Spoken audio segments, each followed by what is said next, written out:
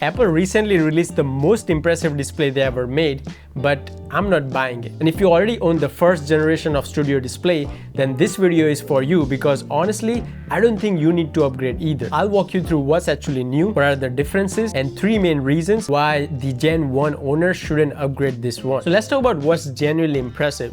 And the first one is that mini LED panel. This is going to give you that highest contrast and deep colors compared to that previous IPS panels that we had in the regular and the second gen regular model. And this also gives you much higher brightness, up to 2000 nits with HDR on. And on top of that, we also got 120 Hz of refresh rate from 60 Hz. And when you actually pair this kind of specs with the Apple technology, I don't think any other panel can even come close to this. And there are some other hardware changes as well, such as Thunderbolt 5 port, which is going to give you much higher SSD read and write speeds. And you also got that height adjustable stand, which is included in the price. So if you really see on paper, this definitely looks like an upgrade. So why am I telling you to skip it? So the reason number one is there is a catch. Now the biggest selling point of the Studio Display XDR is going to be that 120 Hz of refresh rate compared to any other features that it also offers.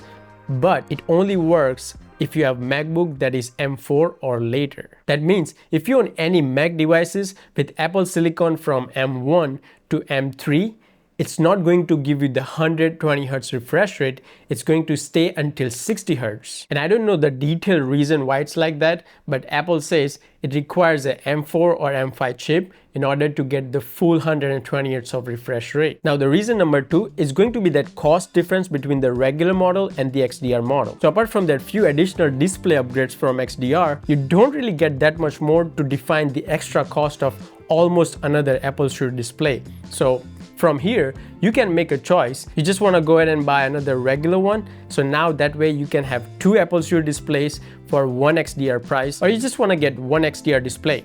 Choice is yours. And third reason is you're probably not the target audience for this model. Now, if you're not really editing any HDR videos or anything like that, then I don't really think you need HDR unless you really want to see all content in HDR. So in my opinion, in terms of workflow, I think if you're like a 3D artist or your workflow definitely requires that 120 Hz of refresh rate or super high reach contrast ratio and all that stuff, I think this is perfectly fine for you. But for other people like me who uses, Slack, Zoom meetings, stuff like that, watch content on YouTube and just do like a regular work or even edit YouTube videos like this one, then I think still the regular model is just fine, even the first generation or the new one. Now, this is how I see it. If your workflow right now requires all the features that XDR only can offer you, then you're probably not watching this video right now. You probably have one already, or you're gonna get one soon. Doesn't matter what I have to say.